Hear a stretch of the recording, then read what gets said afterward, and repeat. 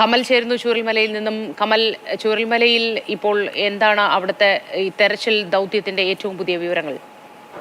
മോത്തി, പ്രധാനമായും മുണ്ടക്കയിലാണ് ഇന്ന് തെരച്ചിൽ നടക്കുന്നത്. അങ്ങോട്ടാണ് കൂടുതൽ ആളുകൾ, രക്ഷാപ്രവർത്തകരും സൈനികരും ഒക്കെ പോയിരിക്കുന്നത്. ഇപ്പോഴും രക്ഷാപ്രവർത്തകർ അങ്ങോട്ട് പോയിക്കൊണ്ടിരിക്കുകയാണ്. ബെയിലിപ്പാലം വഴി ഇപ്പോഴും ആളുകൾ പോകുന്നുണ്ട്.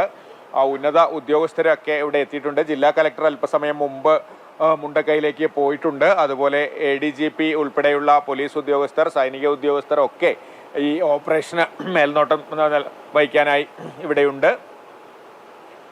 നിയന്ത്രണങ്ങളോടെയാണ് ബെയിലിപ്പാലം വഴി ആളുകളെ കടത്തിവിടുന്നത്. കൃത്യമായ പരിശോധനയ്ക്ക് ശേഷം അവിടേക്ക് ആവശ്യമുള്ള ആളുകളെ മാത്രമാണ് കടത്തിവിടുന്നത്. പക്ഷേ നിരവധി സന്നദ്ധ പ്രവർത്തകർ മുണ്ടക്കയിലെ തെരച്ചിലിനായി എത്തുന്നുണ്ട്. അവരെയും പരിശോധനകൾക്ക് ശേഷം കടത്തിവിടുന്നുണ്ട്. ഏറ്റവും ആദ്യം ഇന്ന് പോയത് സൈനികരാണ്. സൈനികർ നേരത്തെ തന്നെ മുണ്ടക്കയിലേക്ക് പോയിട്ടുണ്ട്. കാലാവസ്ഥ രാവിലെ തന്നെ ചെറിയൊരു വെല്ലുവിളിയാകുന്നുണ്ട്.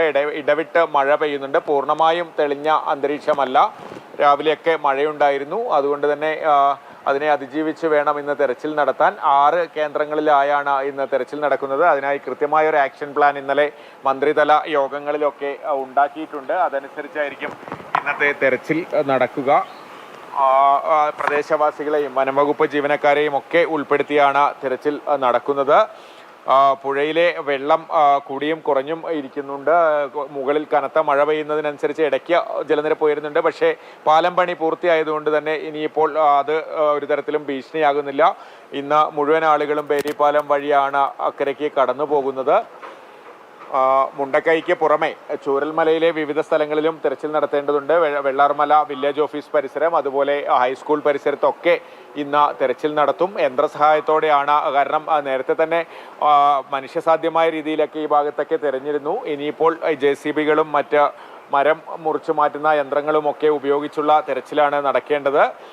അതിനുള്ള ഒരുക്കങ്ങളാണ് നടക്കുന്നത്. ഇന്നും നിരവധി സന്നദ്ധ പ്രവർത്തകരാണ് തെരച്ചിലിൽ പങ്കെടുക്കാനായി എത്തിയിട്ടുള്ളത്. പല സംഘടനകളുടെയും പല ആളുകൾ എത്തിയിട്ടുണ്ട്. അവരൊക്കെ മുണ്ടക്കയിലേക്ക് പോകാനുള്ള തയ്യാറെടുപ്പിലാണ്.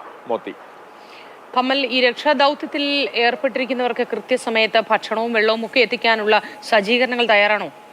അതിനും നിരവധി സന്നദ്ധ സംഘടനകൾ പ്രവർത്തിക്കുന്നുണ്ട്. മാത്രമല്ല, അത് ജില്ലാ ഭരണകൂടം അതിനൊരു കൃത്യമായ ഒരു നിയന്ത്രണം ഏർപ്പെടുത്തിയിട്ടുണ്ട്. നിയന്ത്രണമല്ല, ഓരോ സമയത്തും ആരൊക്കെ എത്തിക്കണം, ഏതൊക്കെ സംഘടനകൾ, ഏതൊക്കെ സന്നദ്ധ പ്രവർത്തകർ ഉച്ച സമയത്തും രാവിലെയും ഒക്കെ അങ്ങനെ ഓരോരുത്തരെ ഏൽപ്പിച്ചിരിക്കുകയാണ്. അവർ ഇവിടെ എല്ലാവർക്കും ഭക്ഷണം എത്തിക്കുന്നുണ്ട്. നമ്മൾക്കടക്കം അത്തരം ആളുകളാണ് ഉച്ചയ്ക്കും രാവിലെയും ഒക്കെ ഭക്ഷണം എത്തിച്ചു നൽകുന്നത്. ഭക്ഷണ പൊതികളുമായി അവർ ഓരോ സ്ഥലത്തും കയറി നിങ്ങൾ ഭക്ഷണം കഴിച്ചോ എന്ന് അന്വേഷിച്ച പൊതികൾ കൈമാറുന്നുണ്ട്. പക്ഷേ ഈ ഉള്ളോട്ട് മുണ്ടക്കയിലേക്ക് ആദ്യ ദിവസം പോയവർക്കൊക്കെ എത്തിക്കാൻ കുറച്ച് ബുദ്ധിമുട്ടുണ്ടായിരുന്നു. കാരണം അന്ന് ഈ പുഴയിലെ താൽക്കാലിക നടപ്പാലം വഴിയൊക്കെ പോകണമായിരുന്നു. എങ്കിലും പരമാവധി ബിസ്ക്കറ്റും വെള്ളവും എങ്കിലും അങ്ങനത്തെ സ്ഥലങ്ങളിലടക്കം എത്തിക്കാൻ ശ്രമിക്കുന്നുണ്ടായിരുന്നു. എന്തായാലും അതിനൊന്നും യാതൊരു തടസ്സവുമില്ല. അതിനൊക്കെ സന്നദ്ധരായി നിരവധി ആളുകൾ, നിരവധി സംഘടനകളൊക്കെ രംഗത്തുണ്ട്. കൽപ്പറ്റയിൽ നിന്നൊക്കെ ഭക്ഷണം ഉണ്ടാക്കി ഉച്ചയാകുമ്പോഴേക്ക് എത്തിക്കുകയായിരുന്നു ഇന്നലെയൊക്കെ.